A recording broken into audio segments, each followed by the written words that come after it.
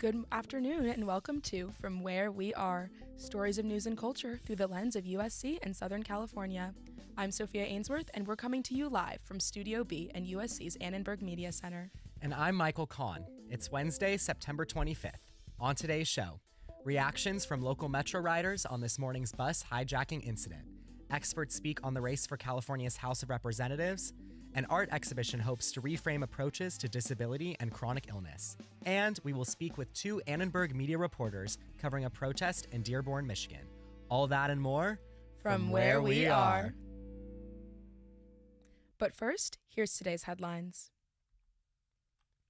Today, Ukrainian President Zelensky spoke at the UN General Assembly. He warned them about Russia's alleged plan to attack Ukrainian nuclear power plants and asked permission to use Western weapons for Ukrainian strikes in Russia. He also emphasized the potential severity of these attacks among multiple nations, comparing the effects to the Chernobyl accidents of 1986. Hurricane Helen, a current Category 1 storm, is expected to hit Florida's Big Bend region on Thursday as it moves toward the Gulf Coast. The storm is expected to become a Category 3 or Category 4 storm by the time it makes landfall. With sustained winds of 85 miles per hour, evacuations have begun in Florida as people prepare for significant rainfall and high winds. Rapper 50 Cent is executive producing a Netflix docuseries focused on Sean Diddy Combs, who is currently facing charges of sex trafficking and racketeering, along with sexual assault allegations. The series will be executive produced and directed by Alexandria Stapleton and will detail decades of allegations surrounding Combs. Stapleton and 50 Cent have been vocal about not letting this story overshadow hip-hop and its culture. LA Lakers head coach J.J. Redick announced that this season's starting lineup would be the same as the final stretch of the 2023-24 season.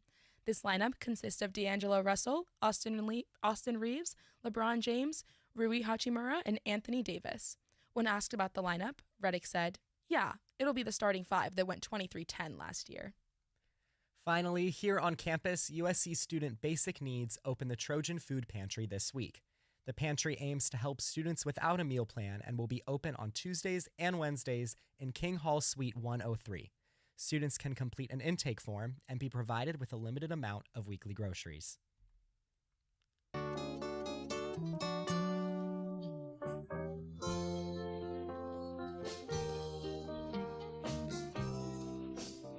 Last night, the undergraduate student government announced the results of its Senate special election. Mia Nunez has the story. Business administration majors Ali Bhatti and John Bredefelder were just announced as the newest USG senator-elects after a special election held last week. The special election was held to fill 2 vacant Senate seats. Bhatti and Bredefelder were elected after receiving 24% and 18% of the votes, respectively. Voter turnout in general remains low. 987 students cast their votes in this year's special election, roughly 4.7% of the undergraduate population.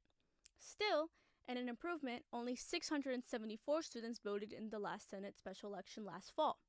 Senator-elect Bhatti said that connecting to students on campus is essential to improving this voter turnout.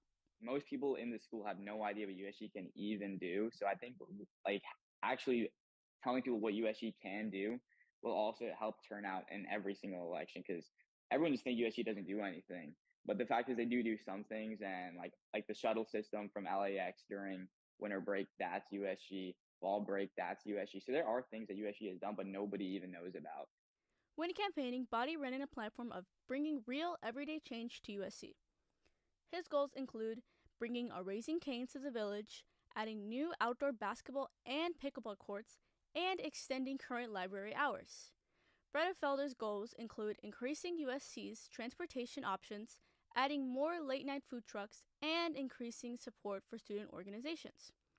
In terms of what issues are being tackled first, Bhatti said he is working to improve how RSOs, registered student organizations, operate on campus after a new change in the recognition process. I think the most pressing issue is RSO restructuring. I think, working, because the Senate is already working on communicating with the administration. So working with the rest of the senators who are already working hard to, make the situation better is definitely going to be my first priority, because I think that affects so many different clubs on campus right now, and we need to get that problem fixed right now. The 2 senator-elects are being inaugurated at a USG meeting next Tuesday.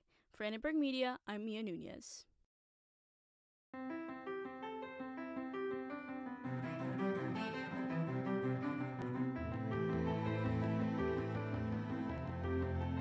An art exhibition at USC using photography, painting, sculpture, and other mixed media hopes to reframe conventional approaches to disability. Mia Nunez has the story. Opulent Mobility is a group exhibition that aims to re-envision how we perceive disability and chronic illness. One of the reasons that really made me start Opulent Mobility, that I knew that this is a topic we really wanted to have, but also that there aren't enough venues for disabled artists to really showcase their work in the best of possible ways. And there are such tremendous artists in the show, and over the years I want to make sure that making it more inclusive in as many ways as we can. That's the founder of Opulent Mobility, Laura Brody. She emphasized what it means to promote inclusivity for other artists with disabilities. The opening event and panel was held, and Brody was joined by Julie Von Dam, who was professor in the Department of Gender and Sexuality Studies. Vaughn Dam says she brought the exhibition to USC because the Keck School of Medicine wanted to do an event that focused on disabilities. There's a real paucity of disability representation at USC. I'm one of the only professors who broaches the topic and one of the only classes that addresses disability directly through the lens of culture, literature, and film. The next Opulent Mobility event at USC is October 1st. I'm Mia Nunez for Annenberg Media.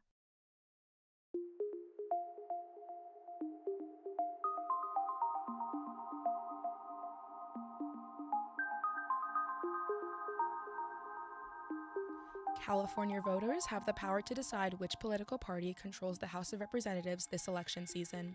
That's because some California congressional districts are experiencing demographic shifts that could flip them from red to blue, or vice versa.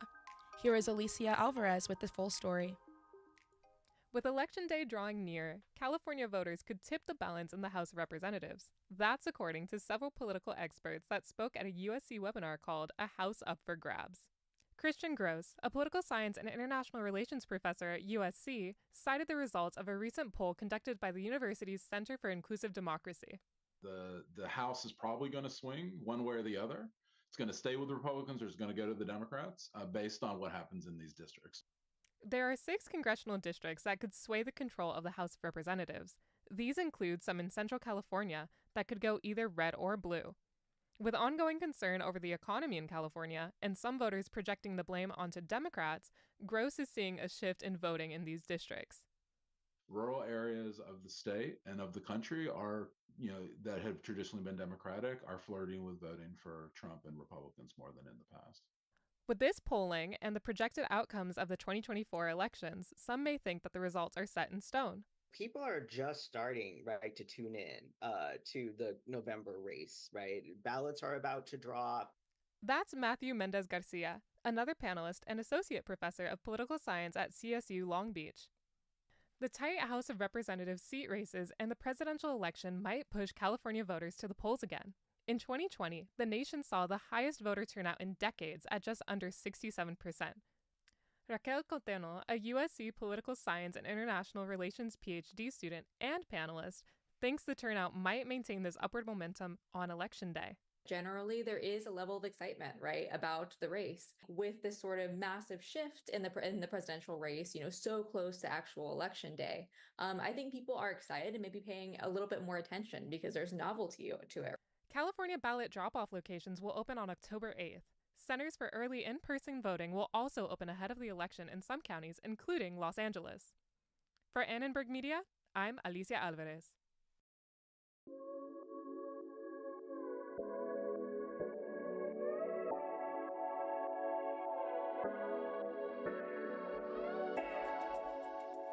I'm Sophia Ainsworth. We're glad you're with us for From Where We Are.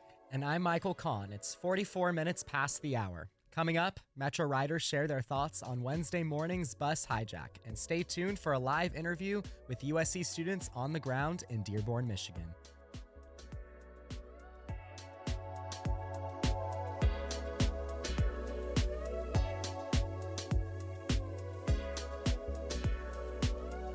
It's been a scary morning for bus riders in LA.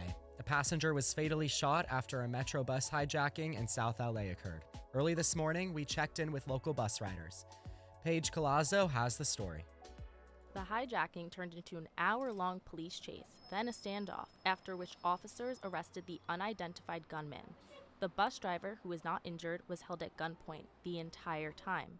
There were 2 passengers on the bus. One was rescued, the other was later pronounced dead at a local hospital. We went out and talked to Metro bus riders, including USC students, about how they feel following a commuter's worst nightmare. The time that the hijacking occurred is usually the time I take the bus back home. That's Leslie Aguilar, a Metro commuter who received an email alert this morning. Alexa Avia, a frequent Metro rider and a senior majoring in communication, shares a similar sentiment. It's definitely concerning to hear about that. I'm surprised it's not bigger news. It just happened this morning. Crime on public transportation in Los Angeles is up. There was a 16% increase in crimes on buses and trains between March and April that include assault and homicide.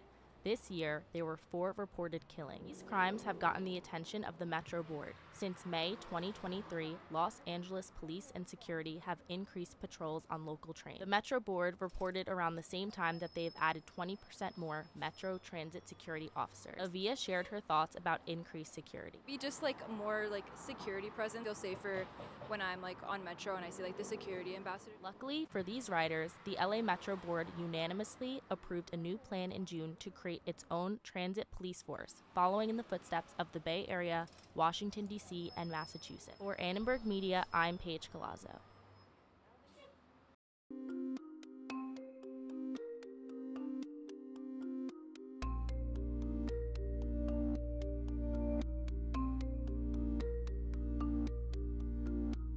Yesterday, USC student Brianna Gallimore was arrested for allegedly assaulting USC professor Danielle Lee with a metal water bottle. As of this morning, Gallimore remained in custody according to LAPD. Her bail was set at $30,000. Annenberg Radio News has reached out to the student, the professor, and the Dean of Public Policy School for a statement. We have not heard back.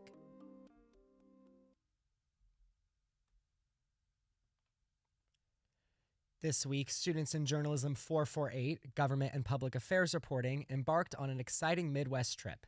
The class aims to help students understand national politics by both covering the most pivotal events in the race as a journalist and evaluating how the media continues to influence campaigns. Along with USC professor Christina Bellatoni, the students go to battleground states and report stories on the ground.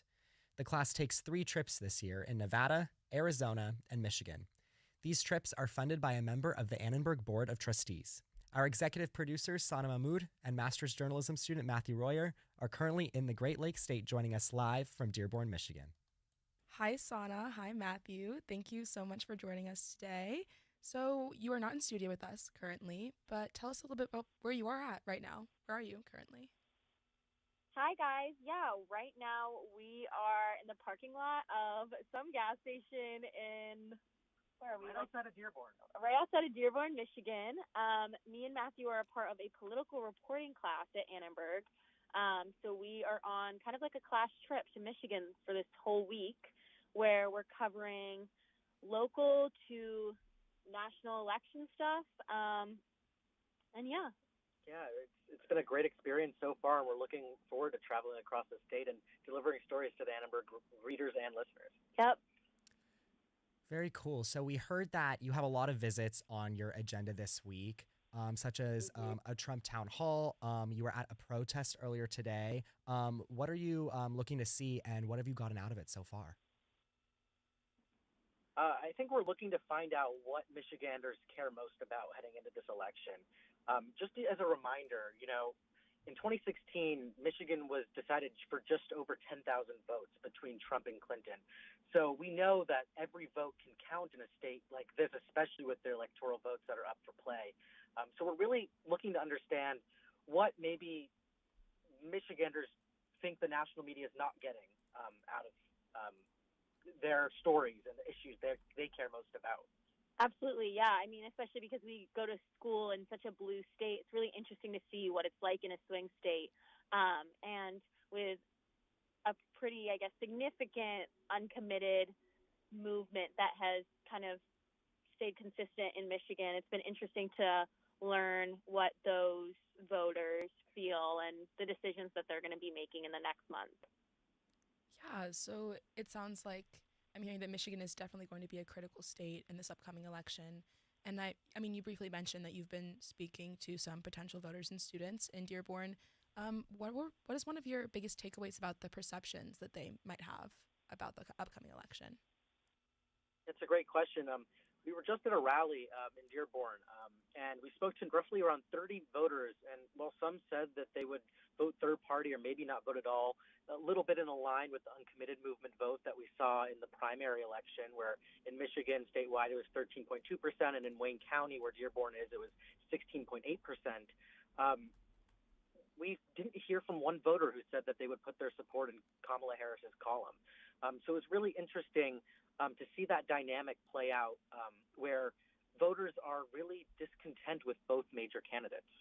Yeah, and this those 30 voters that we did talk to, I just want to clarify, were mostly Arab Americans from Michigan, from this area, because this was a protest in support of Lebanon and against the attacks that have been happening over the last few days.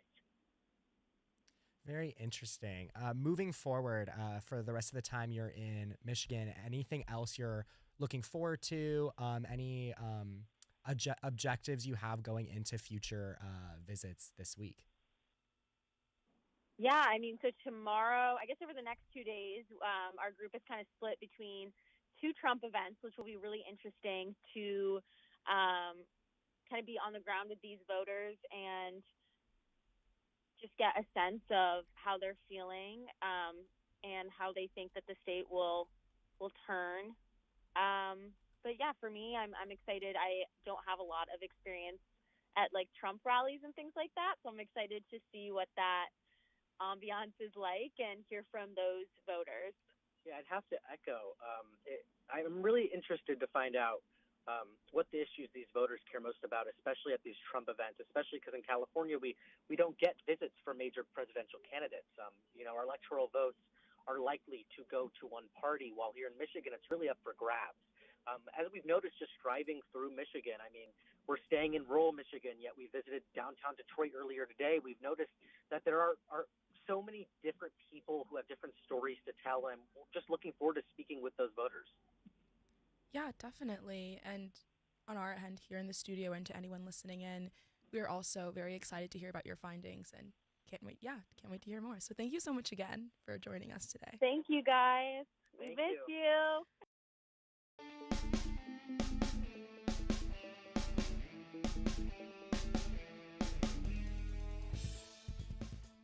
And that's all we have time for on today's From Where We Are. Isaac Vargas was the executive producer of today's show. Malcolm Caminero produced today's show. We had help from Aubrey Jones, Jake Petrov, Aditya Thiang, Ada Yi, Arya Shoa, and Chris Adler. Our board operator is Nandini Moni. Our live stream managers are Gigi Lee, and Derek Renfro composed our theme music. Catch us live on YouTube at Annenberg Radio News Monday through Thursday at 5 p.m. Subscribe to From Where We Are wherever you're listening right now. Finally, don't forget to follow us on Instagram at Annenberg Radio. I'm Sophia Ainsworth. And I'm Michael Kahn. From all of us at Annenberg Radio, wherever you are, we hope you'll join us again for From Where We Are.